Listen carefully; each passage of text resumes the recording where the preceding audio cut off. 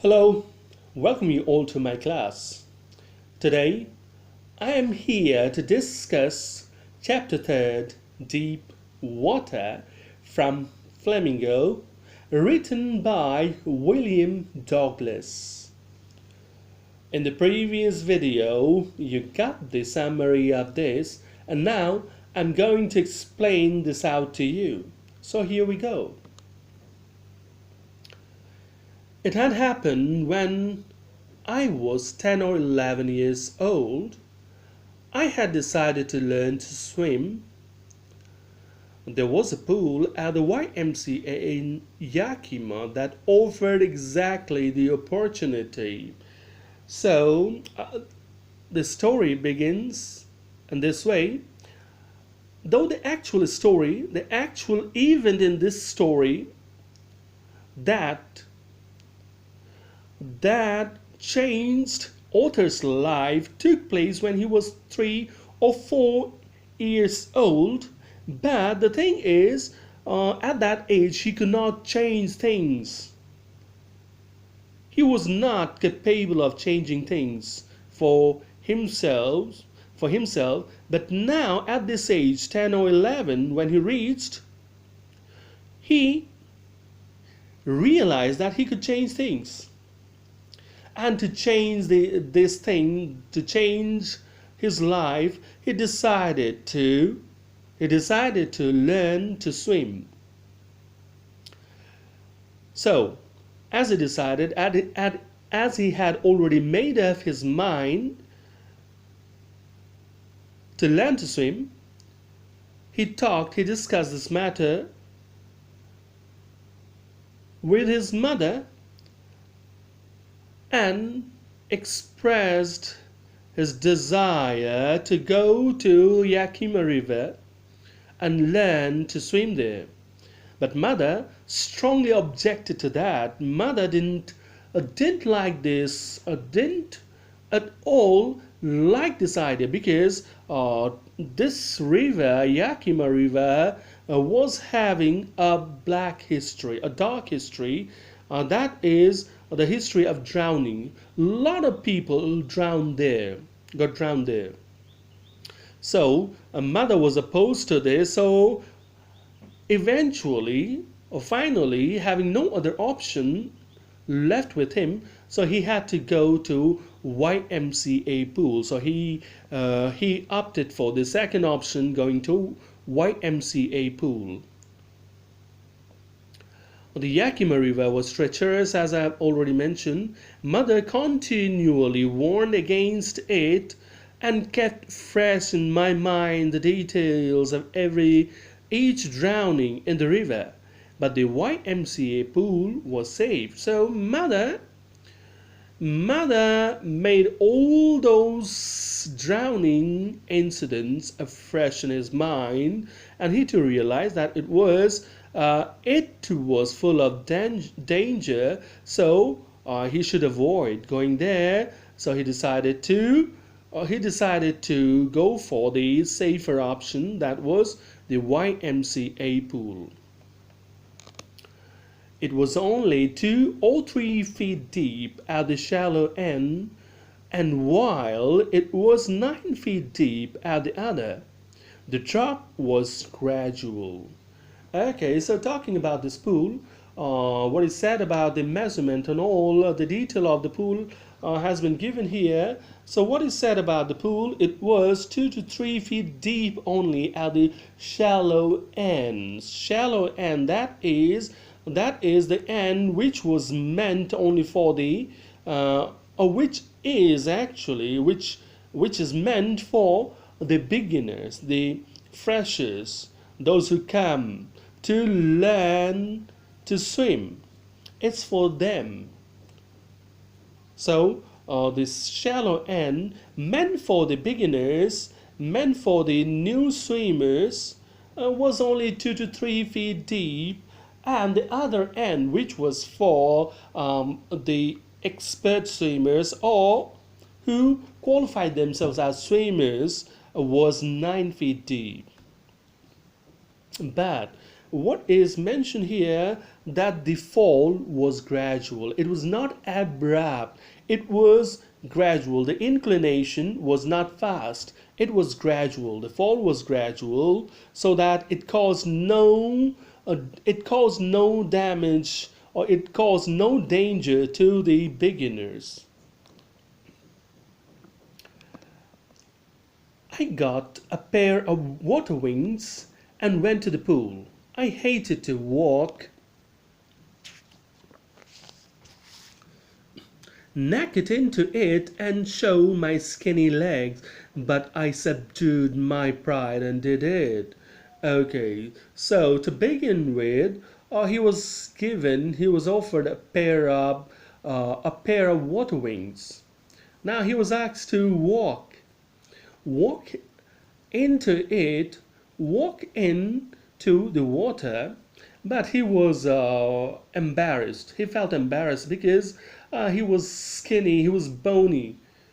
So he was embarrassed. He was uneasy about the idea of removing the clothes. So he was hesitant at the beginning, but then he subdued, he hid his pride, he set aside his pride and removed his clothes so that he could learn to swim. From the beginning, however, I had an aversion to the water when I was in it. This started when I was 3 or 4 years old and father took me to the beach in California. So what is said that at the beginning, from the beginning, when he came down into the pool, he had aversion to water, that he didn't like water. He was uneasy. He was uneasy in the pool. So he didn't like it. He had aversion to it. But it all started. This started when he was 3 or 4 years of age. That is, the aversion actually started. He had this aversion, which had a history associated with him, which had an incident associated with him, and that goes back to the time when he was 3 or 4 years of age.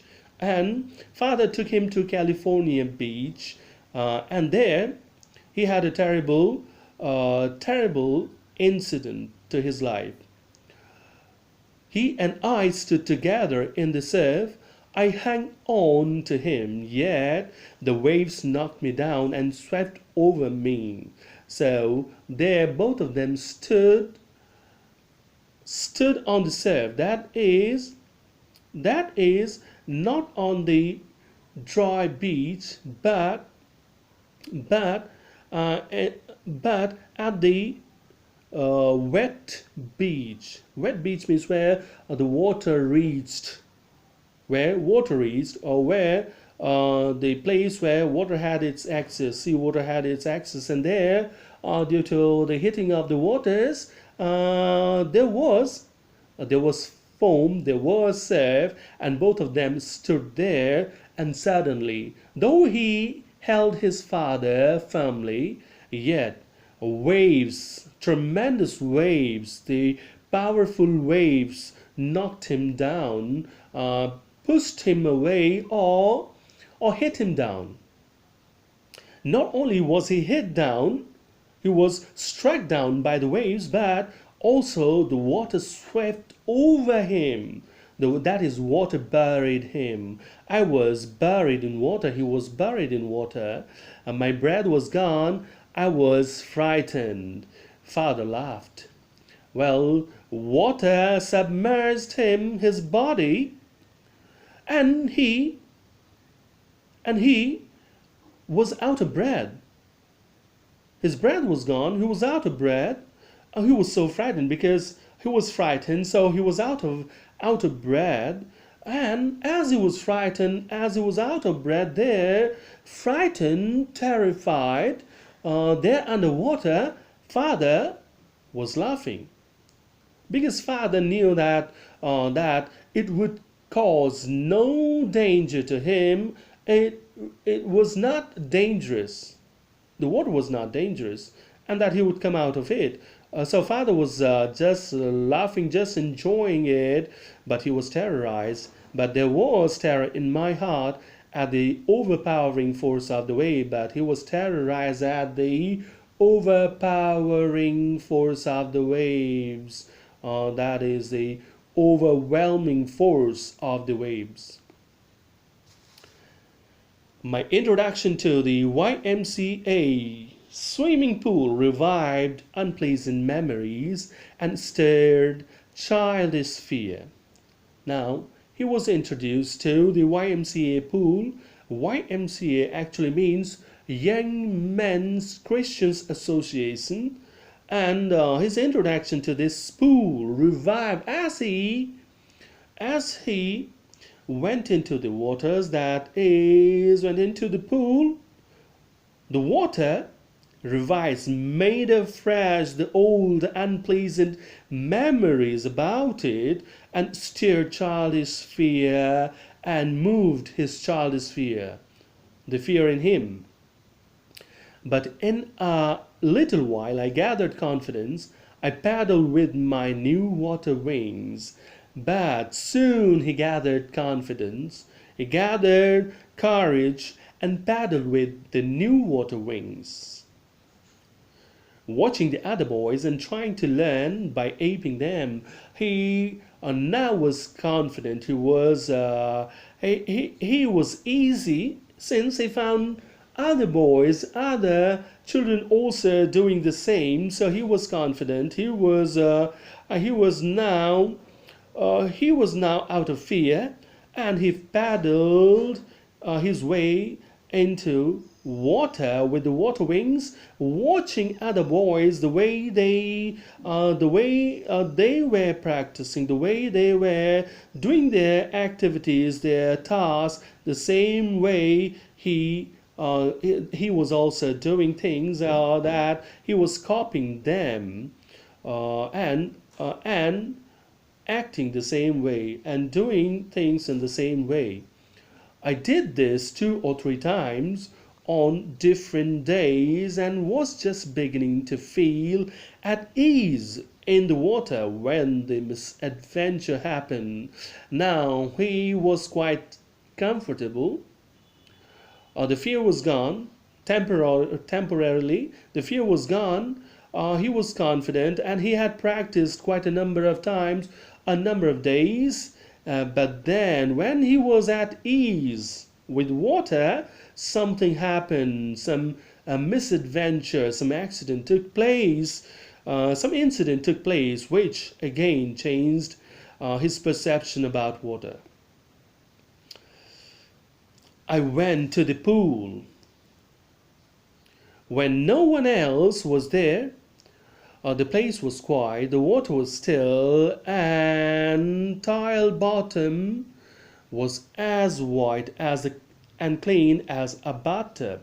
So he went to the pool when no one else was there. The place was quiet. That is, that day he reached there. No one was there at the pool. Maybe that he reached there before time.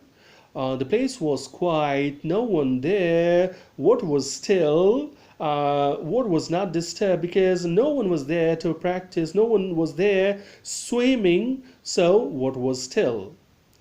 And the tile bottom was as white and clean as a bathtub, and the tiles were visible at the bottom.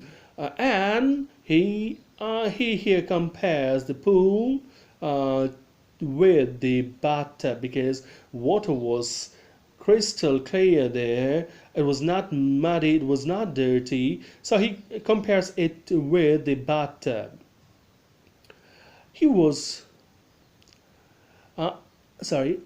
I was timid about going in alone, so I sat on the side of the pool to wait for others. Since he was timid, he was fearful going alone. He had not become a swimmer, so He was scared going alone there, so he decided to wait for others to come and practice swimming once others reached. Thank you for now.